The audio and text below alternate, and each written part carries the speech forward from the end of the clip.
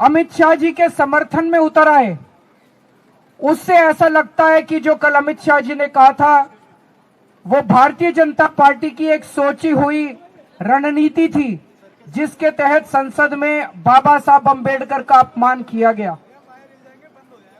हम इसकी कड़ी शब्दों में निंदा करते हैं।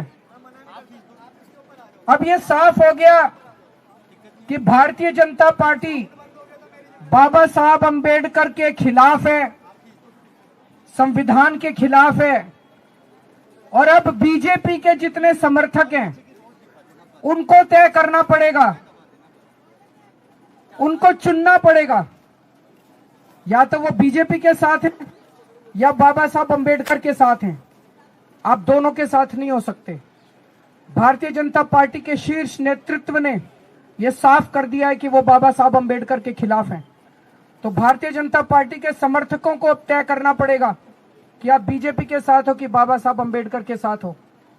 हम मांग करते हैं कि अमित शाह जी के खिलाफ सख्त से सख्त कार्रवाई की जाए, ताकि जितने लोगों में रोष है वो रोष खत्म तो नहीं हो सकता, लेकिन वो गुस्सा कम हो सकता है अगर उनके खिलाफ सख्त कार्रवाई की जाएगी। तो हम देश के कोने कोने में इस संदेश को लेके जाएंगे, इस बात को लेके जाएंगे कि किस तरह से भारतीय जनता पार्टी और किस तरह से उनका शीर्ष नेतृत्व बाबा साहब का अपमान कर रहा है।